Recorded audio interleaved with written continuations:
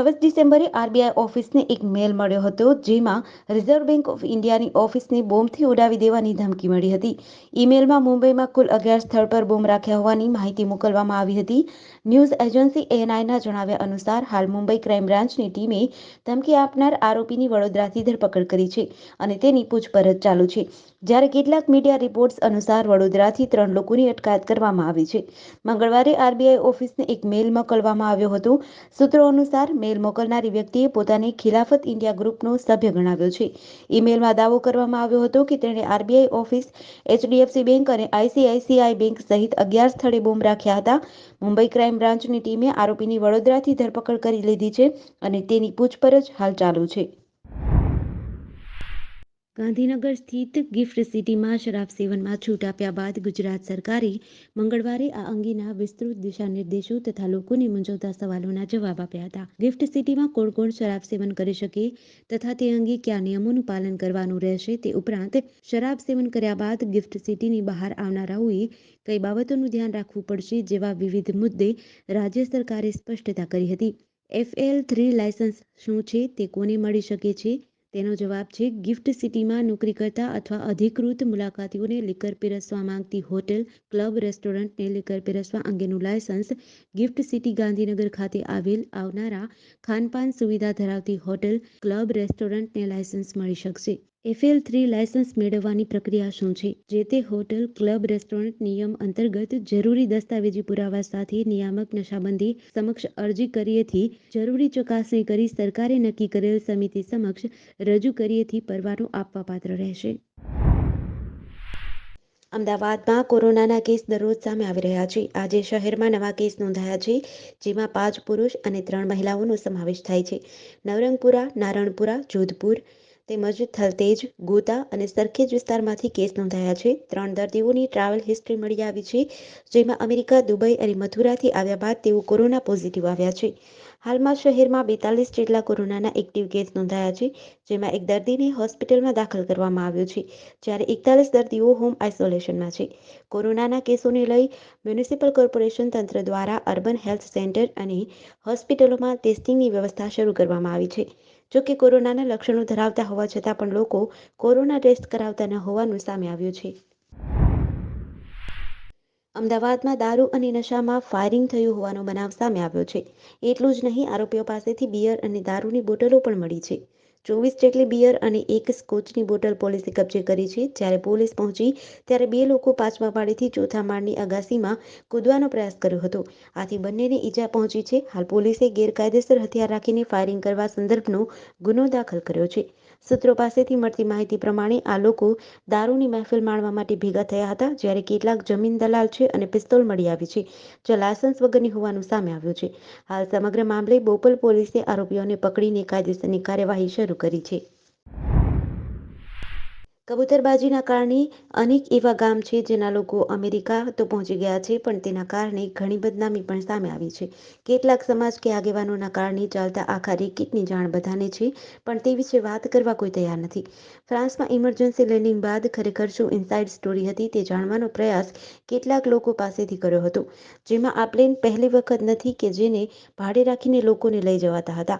આ મહિનામાં 8 થી 9 વખત સમગ્ર ભારતના લોકોને ભેગા કરીને લઈ જવામાં આવતા હોવાની બધાને ખબર છે. 75 લાખ રૂપિયામાંથી 60 લાખ રૂપિયા તો માત્ર એજન્ટ લઈ જાય છે. મેક્સિકો બોર્ડરથી અમેરિકામાં ઘૂસવાના $8 થી 10,000 બીજા થાય છે. આ વિશે આ ગામના કેટલાક લોકો પોતાના ખુલાસો ન થાય તે રીતે ચોંકાવનારી બાબતો જણાવે છે. દિલ્હીમાં ગાઢ ધુમ્મસને લઈને રેડ એલર્ટ આપવામાં આવ્યું છે. ગાઢ ધુમ્મસના કારણે રેલવે, રસ્તા અને હવાઈ માર્ગો પ્રભાવિત થયા છે. બુધવારે સવારે 7 વાગ્યે દિલ્હીના પાલમમાં 50 મીટરથી ઓછી વિઝિબિલિટી હતી. દિલ્હી એરપોર્ટ પર 110 ફ્લાઇટ મોડી પડી હતી. ધુમ્મસના કારણે 26 ડિસેમ્બરે 11 ફ્લાઇટને જયપુર ડાયવર્ટ કરવામાં આવી હતી. IMDએ મધ્યપ્રદેશ, રાજસ્થાન, ઉત્તર પ્રદેશ સહિત 14 રાજ્યોમાં ધુમ્મસને લઈને એલર્ટ જાહેર કર્યું છે. દિલ્હી ઉપરાંત પંજાબ અને હરિયાણામાં પણ રેડ એલર્ટ છે. પંજાબના અમૃતસરમાં આજે સવારે 5:30 વાગ્યે વિઝિબિલિટી શૂન્ય પર પહોંચી ગઈ છે. પંજાબને અડીને આવેલા હરિયાણાના અંબાલા તેમજ પેહોવા, કૈથલ, શાહાબાદ અને ગુહલામાં સવારે 8 વાગ્યા સુધી વિઝિબિલિટી 10 થી 50 મીટરની હતી. હવામાન વિભાગના જણાવ્યા અનુસાર હરિયાણામાં 28 ડિસેમ્બર સુધી ગાઢ ધુમ્મસ રહેવાની સંભાવના છે. રાધનપુરના વારાહી નેશનલ હાઈવે નંબર 27 માર્ગ ઉપર કલ્યાણપુરા ગામના પાટિયા નજીક બુધવારે સવારે કાર અને ટેલર વચ્ચે સર્જાયેલા ગમખ્વાર અકસ્માતમાં કાર ચાલકનું ગંભીર ઇજાઓના કારણે મોત થયું છે. અકસ્માત ઘટનાની મળતી વિગતો મુજબ Radhanpur Varahi national highway number 27 ઉપર આવેલ કલ્યાણપુરા ગામના પાટિયા પાસેથી બુધવારની સવારે પસાર થઈ રહેલ કાર પાછળ ટેલર ચાલકે ધડાકાભેર પોતાનું ટેલર અથડાવતા કારનો કચ્ચરઘાણ વળી જતા પામ્યો હતો, તો કારમાં બેઠેલા ચાલકનું ગંભીર ઇજાઓના કારણે ઘટના સ્થળે જ મોત નીપજ્યું હતું. નેશનલ હાઈવે 27 પર સર્જાયેલા અકસ્માતના પગલે લોકોના ટોળેટોળા ઘટના સ્થળે ઉઠી પડ્યા હતા અને હાઈવે પર વાહનોની કતારોથી ટ્રાફિક જામના દ્રશ્યો સર્જાયા હતા. સુરતમાં ડિંડોલી વિસ્તારમાં એક 28 વર્ષીય યુવકે પોતાના જ ગળા અને હાથ પર બ્લેડના ઘા મારીને આપઘાતનો પ્રયાસ કર્યો હતો. માસીના ઘરના ધાબા પર યુવક લોહીલુહાણ હાલતમાં મળી આવ્યો હતો. ત્યારબાદ હોસ્પિટલ ખાતે ખસેડાયો હતો, જ્યાં તેનું ઓપરેશન કરવું પડે તેવી સ્થિતિ મળી હતી. મળતી વિગતો અનુસાર મૂળ મહારાષ્ટ્રનો 28 વર્ષીય મહેન્દ્ર ભરતભાઈ તુવર લિંબાયત વિસ્તારમાં આવેલા મહારાણા પ્રતાપનગરમાં પરિવાર સાથે રહે છે. પરિવારમાં માતા પિતા અને ભાઈ ભાભી છે. મહેન્દ્ર કાપડ માર્કેટમાં કામ કરતો હતો, જોકે નોકરી છૂટી ગઈ હતી, જેથી માતા પિતા પાસે ધંધા માટે રૂપિયાની માંગ કરી રહ્યો હતો. ઇઝરાયલ ડિફેન્સ ફોર્સીસના ચીફ લેફ્ટનન્ટ જનરલ હેરજી હાલેવીએ કહ્યું છે કે ગાઝામાં હમાસ વિરુદ્ધ યુદ્ધ ઘણા મહિનાઓ સુધી ચાલશે. આ દરમિયાન અલ માયાદીનના અહેવાલ મુજબ ઇઝરાયેલી સૈનિકો ગાઝામાં માર્યા ગયેલા પેલેસ્ટીનીઓના મૃતદેહોની ચોરી કરી રહ્યા છે. સૈનિકો આ મૃતદેહોમાંથી કિડની, લીવર, હૃદય જેવા અંગો પણ ચોરી રહ્યા છે. યુરો મેડિટેરેનિયન હ્યુમન રાઇટ્સ મોનિટરને ટાંકીને અલ માયાદીનના રિપોર્ટમાં કહેવામાં આવ્યું છે કે ઇઝરાયેલની સેનાએ 80 પેલેસ્ટીનીઓના મૃતદેહની ચોરી કરી અને તેમને -40°C તાપમાનમાં રાખ્યા, જેથી તેમના અંગો કાઢી શકાય. હ્યુમન રાઇટ્સ મોનિટરે દાવો કર્યો છે કે ઇઝરાયેલમાં પેલેસ્ટીનીઓના મૃતદેહો જપ્ત કરવા કાયદેસર છે. હ્યુમન રાઇટ્સ મોનિટરનું કહેવું છે કે 2021 સુધી ઇઝરાયેલમાં એક કાયદો પસાર કરવામાં આવ્યો હતો, જે ઇઝરાયેલના સૈનિકોને પેલેસ્ટીનીઓના મૃતદેહ જપ્ત કરવાનો અધિકાર આપે છે. અમરેલી જિલ્લાને નશામુક્ત બનાવવા માટે સમાજમાં ફેલાતું દૂષણ દૂર કરવા પ્રયાસ હાથ ધર્યા હતા. નશાકારક પદાર્થોનો ફરી ધંધો ન કરે તે માટે આઈપીએસ હિમકરસિંહ દ્વારા ગુનાઓ આચરી ચૂકેલા લોકોને જરૂરી માર્ગદર્શન આપવામાં આવ્યું હતું અને નશાનો ધંધો નહીં કરવા માટેના કેટલાક શપથ લેવડાવ્યા હતા.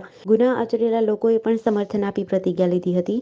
અગાઉ ગુનાઓમાં પકડાયેલા આરોપીઓની સર્વેલન્સ અંગે મેન્ટોરની નિમણૂક કરી આરોપીઓની માહિતી એકત્રિત કરવા અને નાર્કોટિક્સ પદાર્થના દુરુપયોગ અંગે માર્ગદર્શન આપ્યું હતું. Special operation branch PI R D. ચૌધરીની ટીમ દ્વારા એનડીપીએસ એક્ટ હેઠળની ગુનાહિત પ્રવૃત્તિમાં સંડોવાયેલા કુલ 71 આરોપીઓને ડોઝિયર્સ ભરવામાં આવ્યા હતા. ઉપરાંત જરૂરી સૂચનાઓ આપવામાં આવી હતી. જૂનાગઢ જિલ્લાના સોમનાથ હાઈવે પર ગંભીર અકસ્માતની ઘટના બની હતી, જેમાં રાજકોટથી સોમનાથ તરફ જતી ફોરવ્હીલ વચ્ચે ઢોર આડા આવતા કાર પલટી ખાઈ ગઈ હતી, જેથી ગંભીર અકસ્માત સર્જાયો હતો. સોમનાથ જતા નેશનલ હાઈવે પર રાત્રિના સમયે રાજકોટથી મિત્રો સોમનાથ જઈ રહ્યા હતા, તે સમયે આ અકસ્માત બન્યો હતો. આ ફોરવ્હીલમાં 5 થી 6 મિત્રો સવાર હતા. અકસ્માત સર્જાતા આસપાસના લોકો રોડ પર એકઠા થઈ ગયા હતા અને રોડ પર ટ્રાફિક જામના દ્રશ્યો સર્જાયા હતા. ગંભીર અકસ્માતમાં ઇજાગ્રસ્ત થયેલા તમામ લોકોને કેશોદ સારવાર માટે લઈ જવામાં આવ્યા હતા, જેમાં રાજકોટના રાજુ પરમાર નામના એક યુવાનનું મોત નીપજ્યું હતું.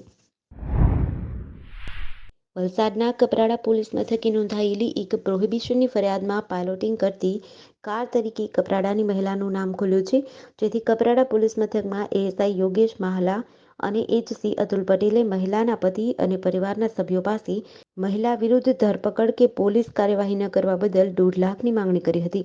મહિલાનો પતિ લાંચ આપવા માંગતો ન હોવાથી તેણે એસીબીમાં ફરિયાદ નોંધાવી હતી, જેના આધારે વલસાડ એસીબીની ટીમે વારોલીથી નાના પોંઢા જવાના રસ્તા ઉપર ટ્રેપ ગોઠવી હતી. જે ટ્રેપમાં કપરાડા પોલીસ મથકના એએસઆઈ યોગેશભાઈ માહલા અને એચસી અતુલ પટેલના જણાવ્યા અનુસાર સયાજી ગાયકવાડ લાંચની રકમ સ્વીકારવા આવતા એસીબીના છટકામાં ઝડપાયો હતો. જ્યારે એસીબીની ટ્રેપ થઈ હોવાની જાણ કપરાડા પોલીસની ટીમને થતા એએસઆઈ અને એચસી ફરાર થઈ ગયા હતા.